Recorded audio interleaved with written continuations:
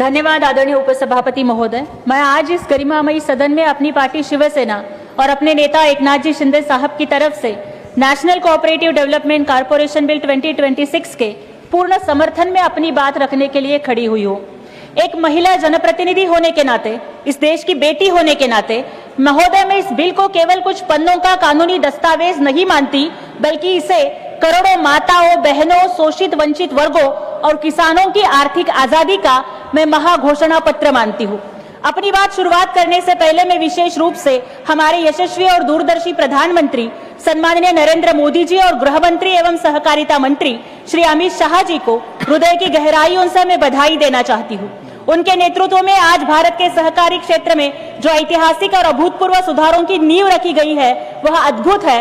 आज इस देश में सहकार हो या सरकार, दोनों ही पूरी मजबूती से, पूरी संवेदना से आगे बढ़ रहे हैं। आदरणीय महोदय, जब गृह मंत्री अमित शाह जी के कार्य को भारतीय देखता है तो उन्हें गर्व होता है कि एक और उन्होंने अनुच्छेद 370 की बेड़ियों को काटकर मां भारती के मुकुट कश्मीर को पूरी तरह से देश की अखंडता के साथ जोड़ दिया। वहीं दूसरी ओर देश के पहले सहकारिता मंत्री के रूप में उन्होंने इस जर्जर हो चुके सहकारी ढांचे का कायाकल्प कर दिया है।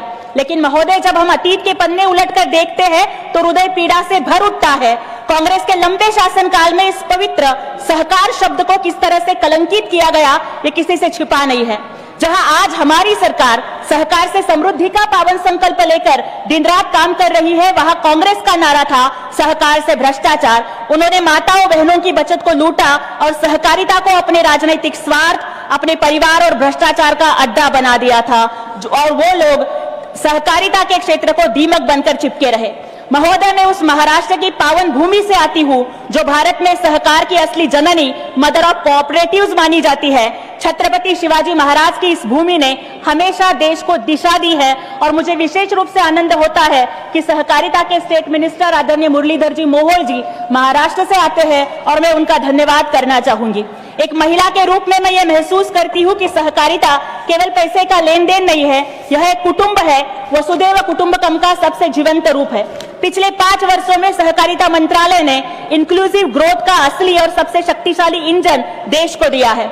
मजबूत संस्थाएं, तेजी से बढ़ता डिजिटल अडॉप्शन, बेहतर इंफ्रास्ट्रक्चर, डायरेक्ट मार्केट एक्सेस ने यह सुनिश्चित किया है कि गांव का पैसा अब गांव में ही रहे और किसान तथा महिलाओं की मेहनत का पूरा मूल्य सीधा उनके हाथ में जाए।